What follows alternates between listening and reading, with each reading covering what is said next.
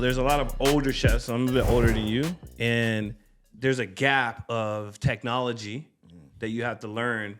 And I think that to achieve success as a chef now is different than it was 10 years ago.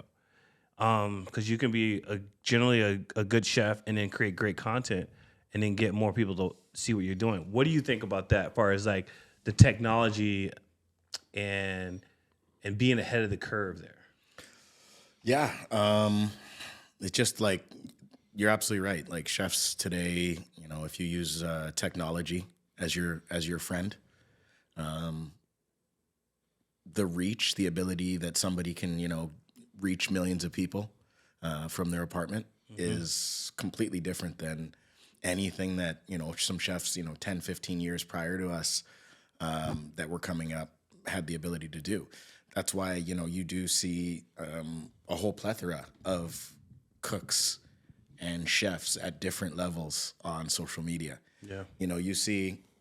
You'll see Gordon Ramsay, and he'll make one of his dishes, one of his sandwiches, or one of his, fantastic 3 Michelin star meals. And then on the same time, you'll see a 12-year-old with a fantastic editor, and both videos are great. So yeah, to answer your question, it's a massive advantage if you know how to use it.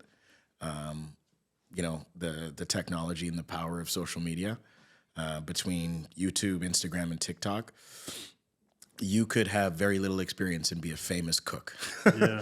So yeah, I would. And cook, I would say, quote unquote, right? Like, would you? Maybe that's my follow-up question with that is: do you guys identify with these individuals that do ASMR as like true chefs, or are they just people that studied a recipe? So he's a chef, right? Right. No, for sure. He creates content, right? So it's not the other way around where I like to cook at home, but like.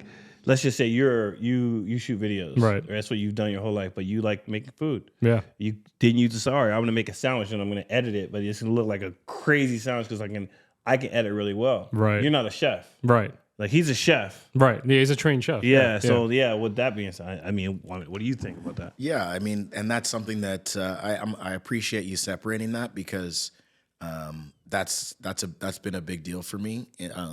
The more content that I consume in like the food space within like Instagram and all that stuff, the more that you do see some people, exactly what you were saying in the sense of really, really great editors, have a little bit of money behind them for quality video, whatever, the gear in terms of the camera, the lenses, the lighting, the studio, even sometimes rentals. Yeah, they have all of that at their disposal.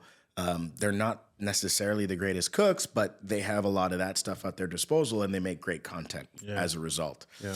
So I made sure that